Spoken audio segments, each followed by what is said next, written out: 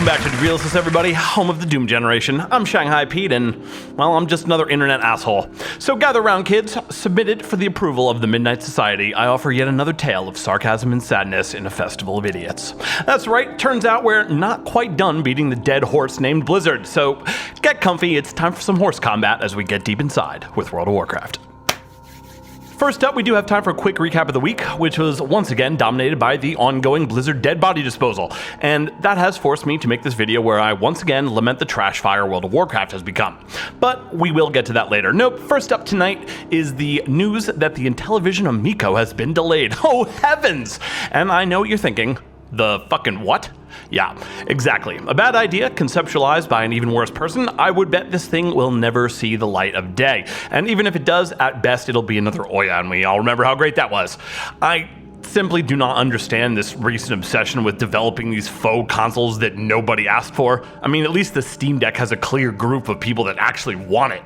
The Amico is marketed as a family-focused entertainment system, though why they think they can succeed where even the likes of Nintendo have to struggle daily to pull something like that off, I have no idea.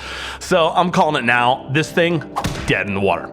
And that's almost a shame because I believe competition in markets is almost always a good thing. But I don't think competition is what stuff like this or that idiotic Atari console are providing.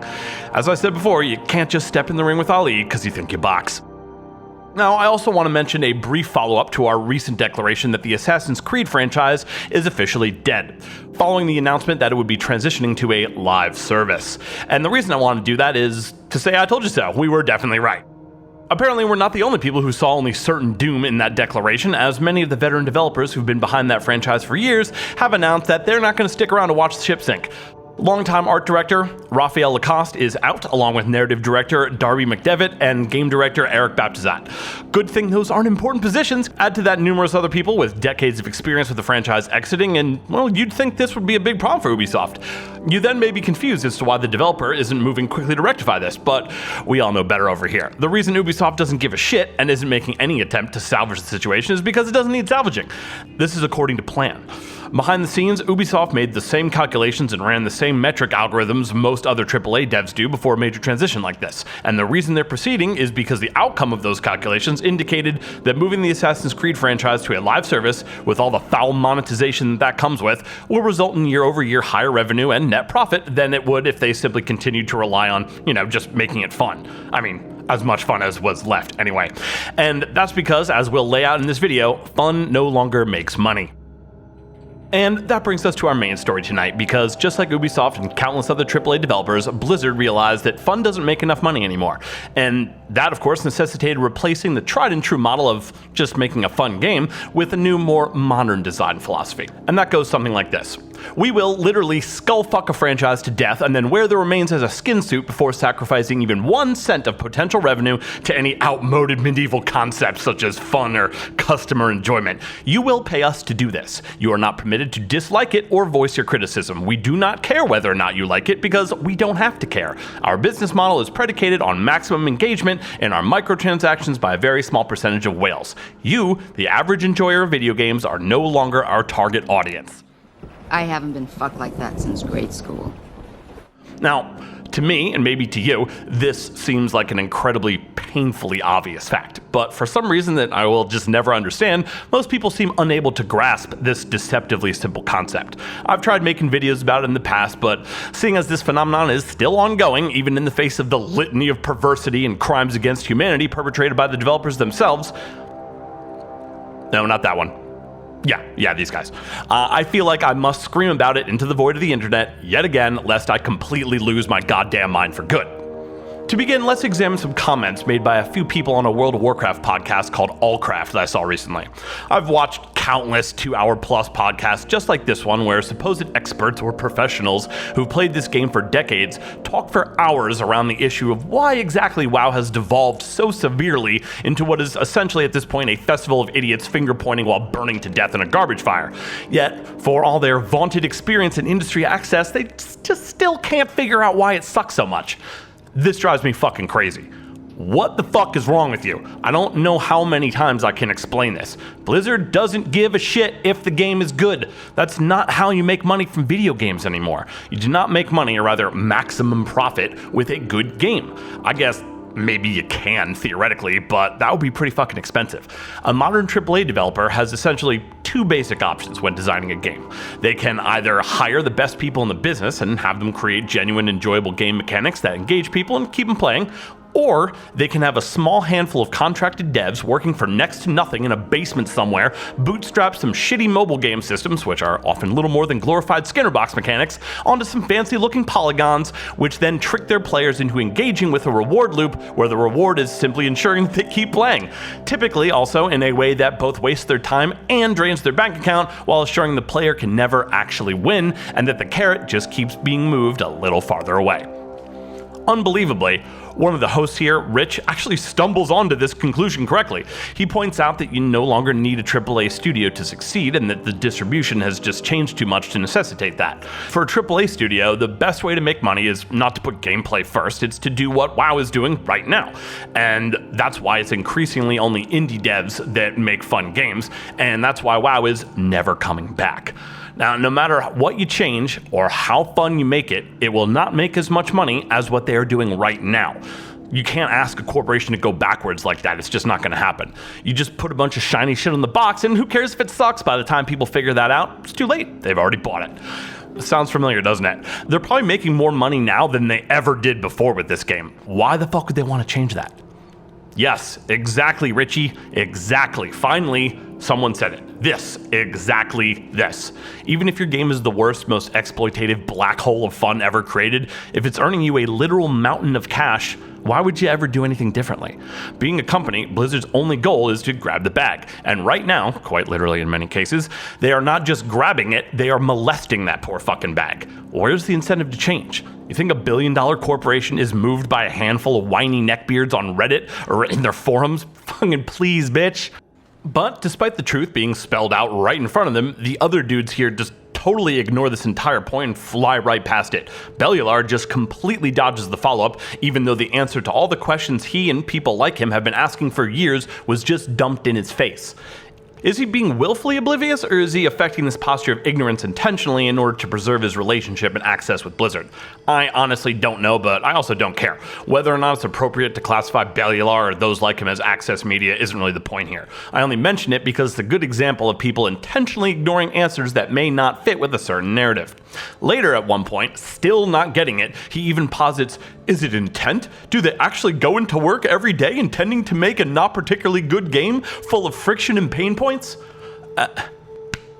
Yes, you obtuse motherfucker, yes. How else do you explain the state of the game being such unrepentant shit despite being made by one of the biggest, most experienced developers on the planet? Did they all simply forget how to make good games? Are all those billions of dollars and hundreds of industry-leading devs still just not quite capable of putting together a quality experience anymore? No, it's on purpose. For fuck's sake, this is exactly what they intend.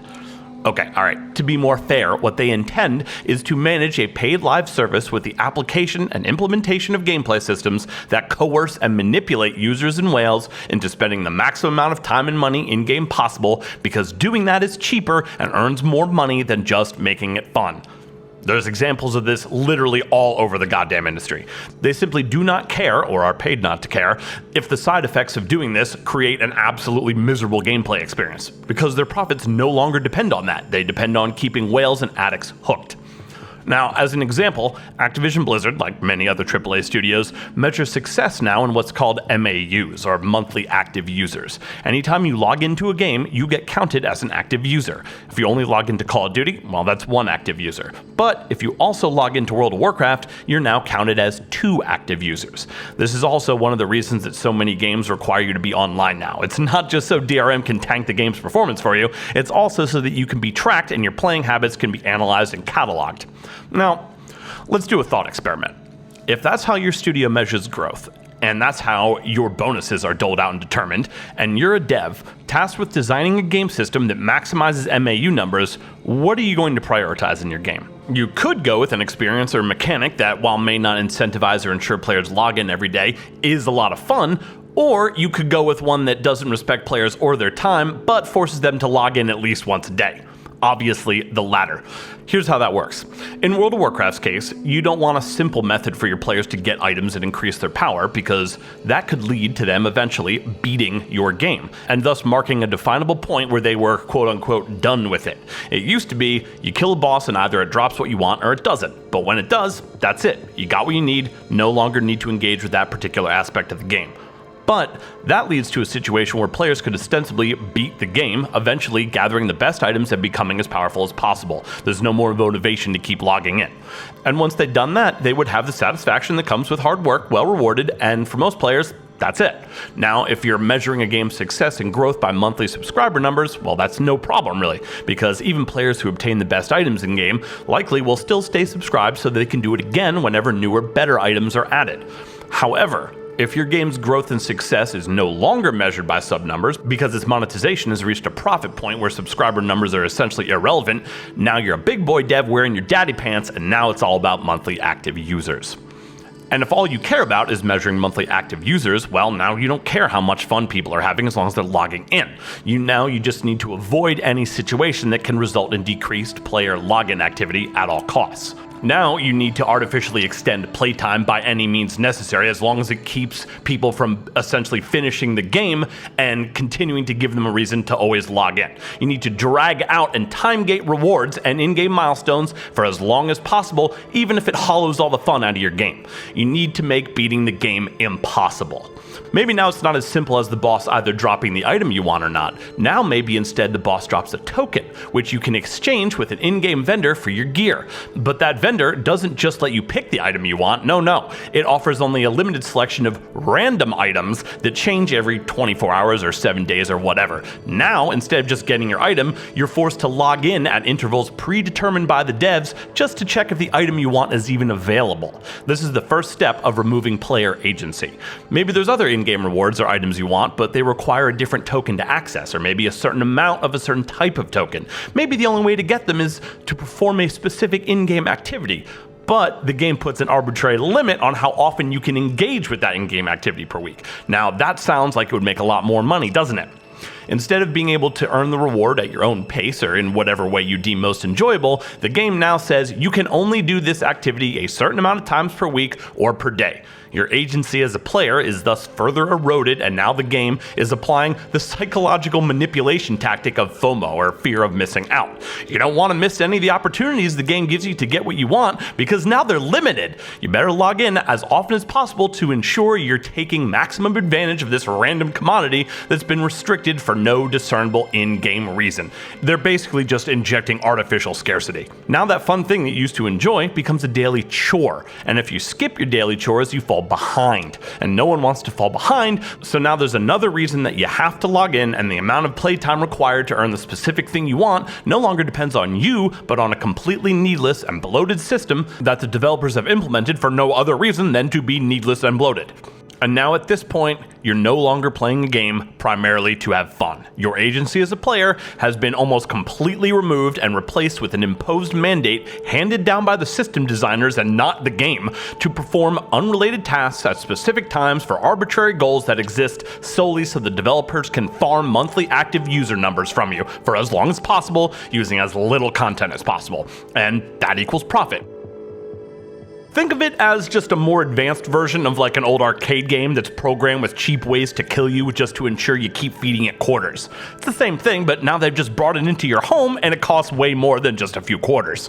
And now if you understand this, then you'll understand that it's not necessarily the development team that sucks. Well, I mean, in this case, they probably do. But it's more so that even if they didn't, they aren't being permitted to make the game fun.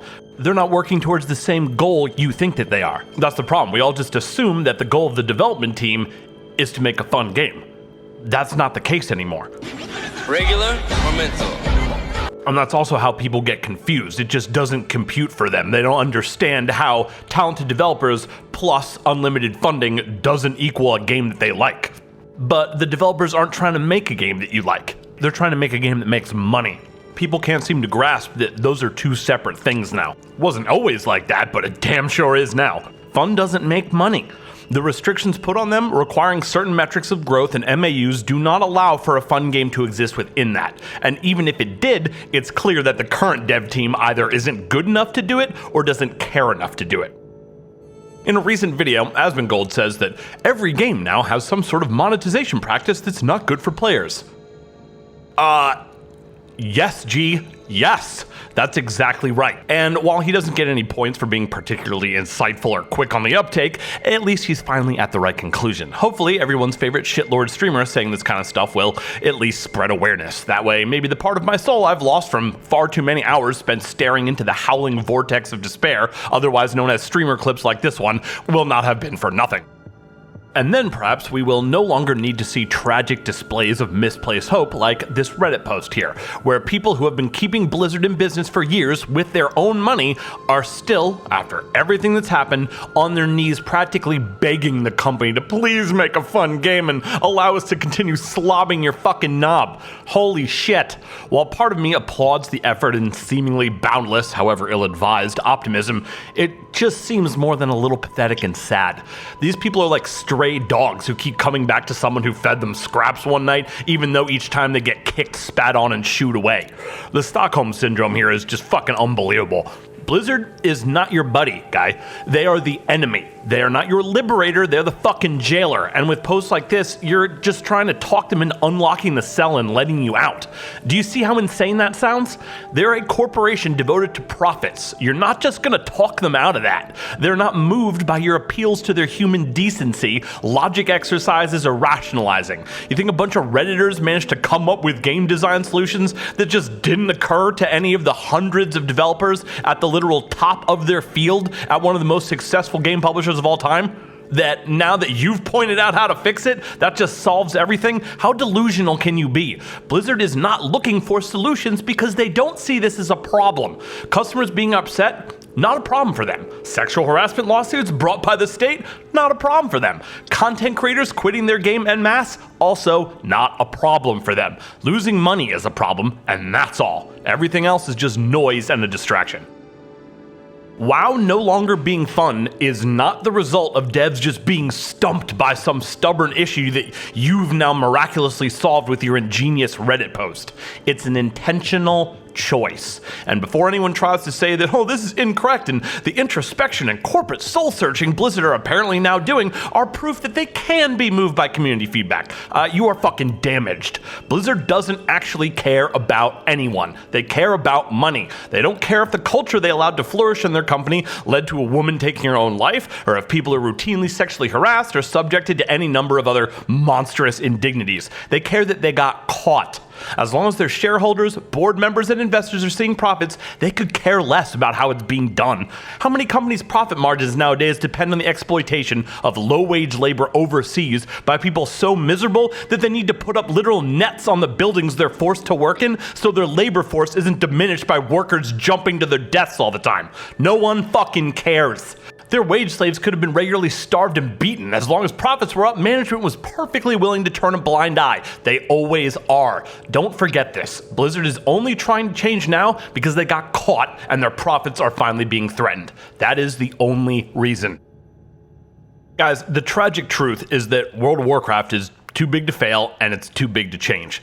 The profit model it's currently using is not some accident of development chaos or the result of a few out-of-touch idiots stubbornly insisting that they know what's best.